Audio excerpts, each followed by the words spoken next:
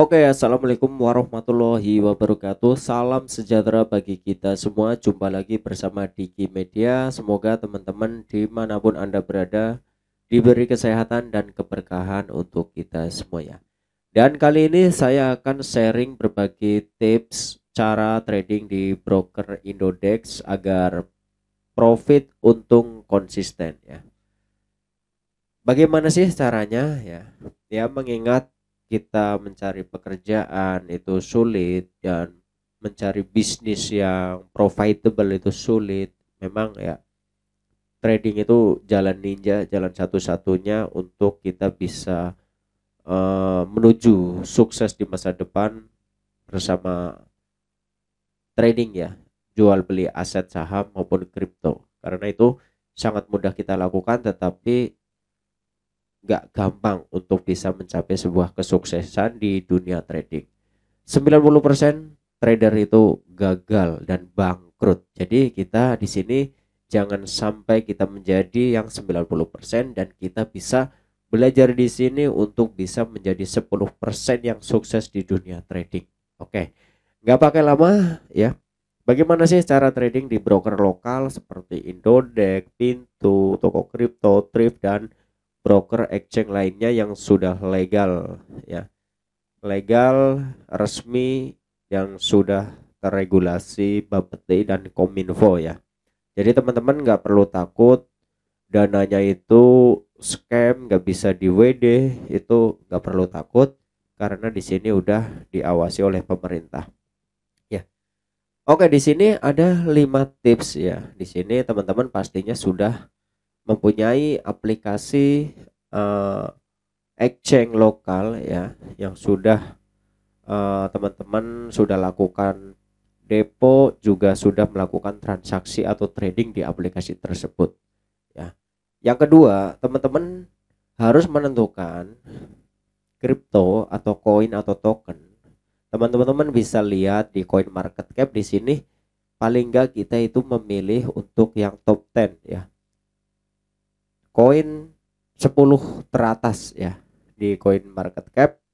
Misal di sini ada Bitcoin, ada Ethereum, ada Ripple, ada Tether, ada Solana, ada BNB, USDC, Dogecoin, Cardano, dan Tron. Ya, saya rekomendasikan di top 10 market cap ini. Kalau di selain itu boleh nggak? Boleh.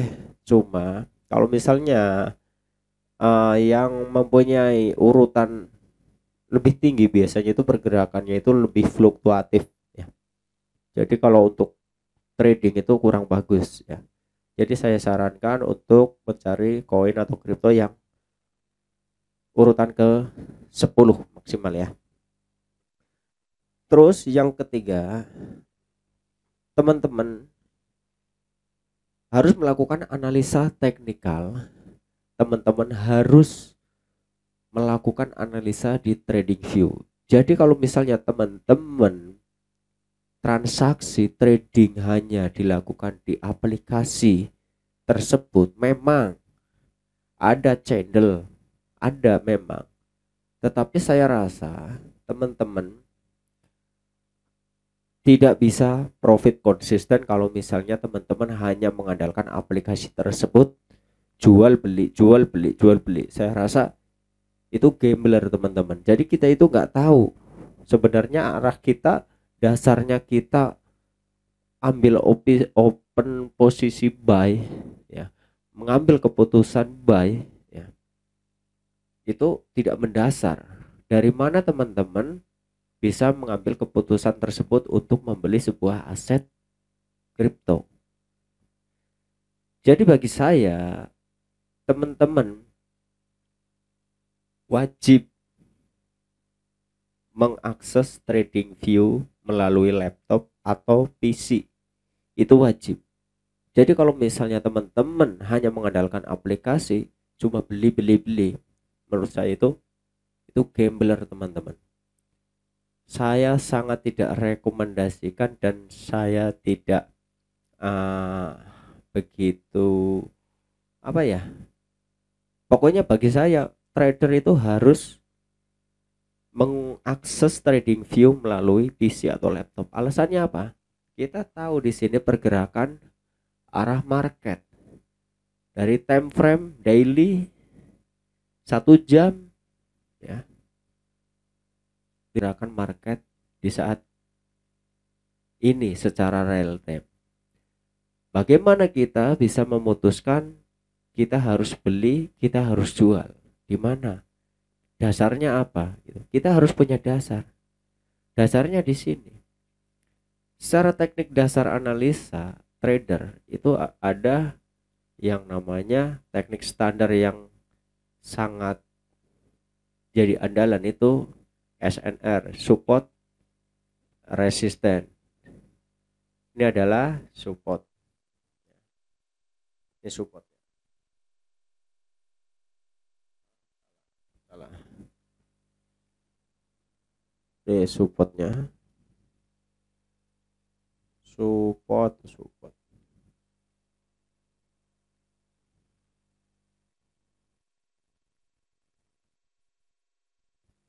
Nah, ini supportnya. Ini resistennya. Nah, misal begini teman-teman.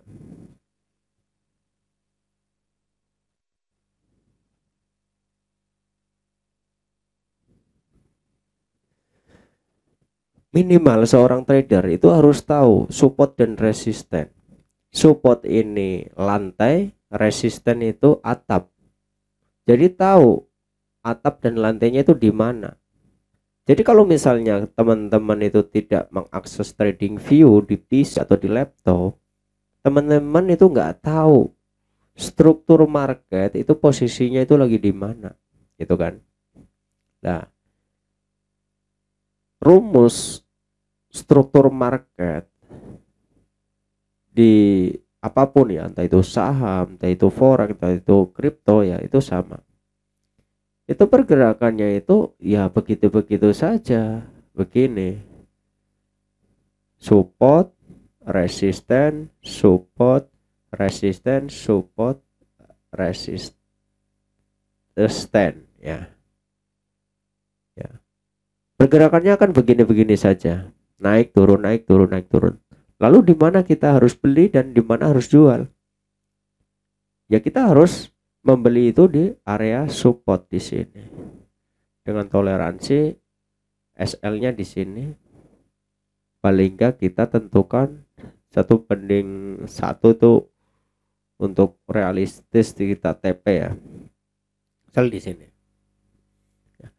Ini udah secara naik ya. Kenaikan ini naik udah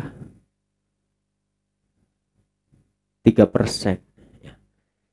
Kita dapat untung 3%. Kita nggak muluk-muluk ya. Jadi kita tahu di mana kita beli, di mana kita cut loss, di mana kita TP. Jadi kita itu ada hitung-hitungannya. Jadi teman-teman itu wajib buka trading view di PC atau laptop. Kalau misalnya teman-teman belum punya, lebih baik teman-teman jangan trading dulu. Kalau misalnya modalnya dikit, lebih baik kumpulin buat beli laptop atau PC ya, buat analisa demo, analisa teknikal ya. Itu aja dulu. Kalau misalnya teman-teman cuma punya uang 5 juta, 10 juta tapi nggak punya PC, mau berusaha untuk trading, menurut saya jangan teman-teman ya. Paling nggak teman-teman tahu teknikal seperti ini dulu ya. Ya, ini dalam kondisi market konsolidasi atau sideways ya, seperti ini. Di mana kita jual? Kita jual di resisten ya, di atas di sini ya. Karena exchange lokal memang belum bisa futur, belum bisa transaksi dua arah ya.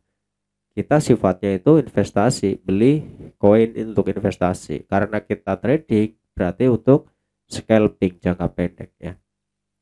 Pokoknya teman-teman pastikan teman-teman itu harus tahu support dan resisten. Setelah itu ada juga pergerakan struktur market itu uptrend. Uptrend itu bila mana market itu menembus resisten, ya, di breakout lah, baru akan melanjutkan kenaikannya, ya. Ini namanya uptrend. Berarti kita itu harus membeli aset di saat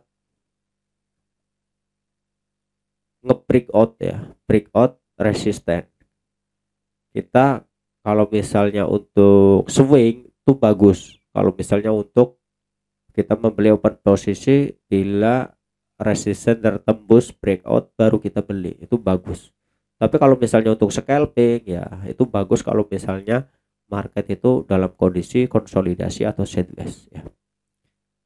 Ini kondisi uptrend, ya. Nah, selanjutnya itu struktur market itu ada kondisi bearish. Bearish itu pasarnya itu turun, ya.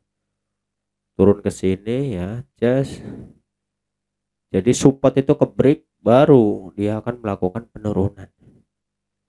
Kondisi seperti ini karena kita itu beli trading di spot market, di exchange lokal, kita hanya bisa membeli di saat harga naik saja.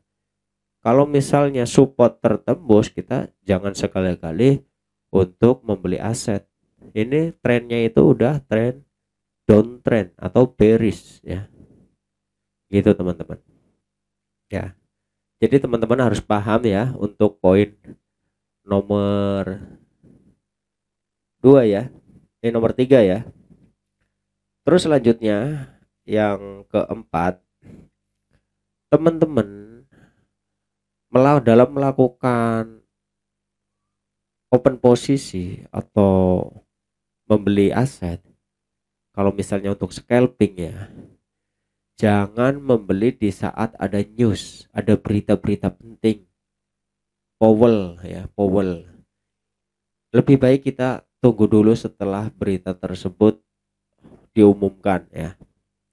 Jangan lakukan kita transaksi di saat akan dilakukan pengumuman atau ada news, itu jangan. Karena pergerakannya itu sangat volatile, ya. Sangat volatile. Terus teman-teman harus menentukan, ya, ini udah dibahas di poin 3, ya. Yang kelima itu teman-teman harus menentukan rasio risk reward, di mana kita membeli, di mana kita cut loss, di mana kita TP, ya. Teman-teman itu di sini harus bisa dan wajib memutuskan sebuah keputusan di mana kita TP, di mana kita cut loss. Karena apa? Kita di sini itu dalam manajemen keuangan, ya, untuk trading kita itu harus jelas. Jangan kita beli itu nggak tahu arahnya kemana. Untung dibiarkan, giliran floating, ya, di cut loss, ujung-ujungnya untung lagi, dibiarkan, ujung-ujung balik lagi minus, cut loss, itu jangan. Begitupun rugi dikit di cut loss, ya, rugi dikit dibiarkan, untung dikit di cut loss, itu jangan. Jadi kita itu harus komitmen dan konsisten menjalankan sebuah money management dan analisa secara teknikal. Kita harus jalankan, ya. Kalau misalnya kita SL atau cut loss di sini, ya kita harus konsisten dan komitmen. Kalau misalnya tertembus, ya sudah, kita harus ikhlaskan, gitu kan. Kalau misalnya ini profit udah sini ketembus, ya sudah, nggak ada istilah sayang-sayangan. Kalau misalnya market ternyata terus naik, ya sudah, ikhlasin aja. Jadi kita itu harus benar-benar belajar konsisten dan komitmen. Oke, itu aja untuk sharing kali ini. Ya, pada dasarnya trading di exchange manapun bebas. Yang penting, yang utama itu kita harus paham dan tahu bagaimana cara menganalisa secara teknikal maupun fundamental. Kita itu harus tahu berita-berita penting tentang yang mempengaruhi dunia cryptocurrency. Oke, sampai di sini untuk sharing kali ini. Semoga teman-teman bisa profit konsisten. Nantikan video-video menarik seputar edukasi cryptocurrency, saham, dan forex. Saya ucapkan banyak terima kasih yang sudah like, komen, dan subscribe. Wassalamualaikum warahmatullahi wabarakatuh.